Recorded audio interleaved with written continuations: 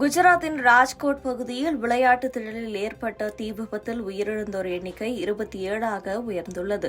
இந்த நிலையில் இந்த விபத்து குறித்து குஜராத் உயர்நீதிமன்றம் தானாக முன்வந்து விசாரணையை மேற்கொள்ள உள்ளது. குஜராத் மாநிலம் ராஜ்கோட்டின் நானா மாவா சாலையில் சிறார்கள் பொழுதுபோக்கு விளையாட்டு திடல் அமைந்துள்ளது.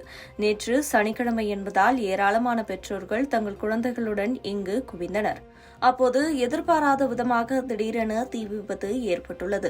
இதில் விளையாட்டு திடலின் கட்டுமானம் சரிந்தது. எனவே பெற்றோர்கள் தங்கள் குழந்தைகளை அழைத்துக் கொண்டு வெளியேற முடியாமல் சிக்கிக் கொண்டனர்.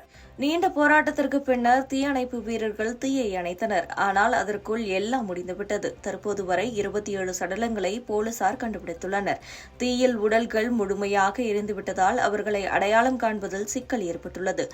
இந்த திடலுக்கு வந்த மற்றொரு சிறுவனை காணவில்லை. அவரது சடலம் கண்டுபிடிக்கப்படவில்லை. எனவே உயிரிழப்பு எண்ணிக்கை மேலும் அதிகரிக்கலாம் என்று அஞ்சப்படுகிறது. இந்த விபத்து குறித்து வழக்கு பதிவு செய்யப்பட்டுள்ள நிலையில் விசாரணைக்கு சிறப்பு புலனாய்வு குழு அமைக்கப்பட்டுள்ளது. முதல் கட்டமாக விளையாட்டு திடல் மேலாளர் நிதின் ஜெயின் மற்றும் பங்குதாரர் யுவராஜ் சிங் சோலங்கி என இருவர் கைது செய்யப்பட்டுள்ளனர். விபத்து குறித்து பேசிய ராஜ்கோட் போலீஸ் கமிஷனர் ராஜு பார்கவ், சனிக்கிழமை பிற்பகலில் இந்த தீ விபத்து ஏற்பட்டுள்ளது. எங்களால் முடிந்த அளவுக்கு சீக்கிரமாக தீயை கட்டுப்படுத்தினோம். ஆனால் உயிரிழப்புகளை தவிர்க்க முடியவில்லை. உடல்கள் அனைத்தும் மீட்கப்பட்டிருக்கின்றன என கூறியுள்ளார். இந்த விபத்தை அடுத்து குஜராத் முழுவதும் உள்ள அனைத்து குழந்தைகள் விளையாட்டு திடல்களையும் ஆய்வு செய்ய வேண்டும் என்று அம்மாநில டிஜிபி உத்தரவிட்டுள்ளார். அது மட்டுமல்லாது தீ தடுப்பான்கள் NOC சான்று இல்லாத அனைத்து திடல்களையும் உடனடியாக மூட வேண்டும் என்று அவர் உத்தரவிட்டுள்ளார்.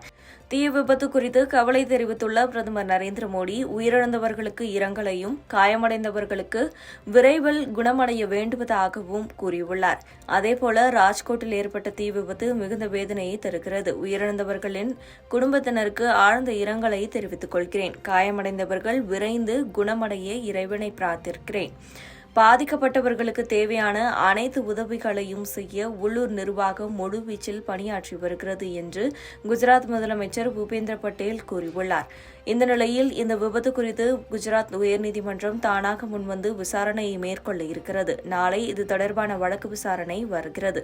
வட மாநிலங்களில் வெயிலின் தாக்கம் தீவிரமாக இருப்பதால் தீ விபத்து ஏற்படுவதற்கான சாத்தியங்கள் அதிகம் நிலவுகிறது என்பது குறிப்பிடத்தக்கது.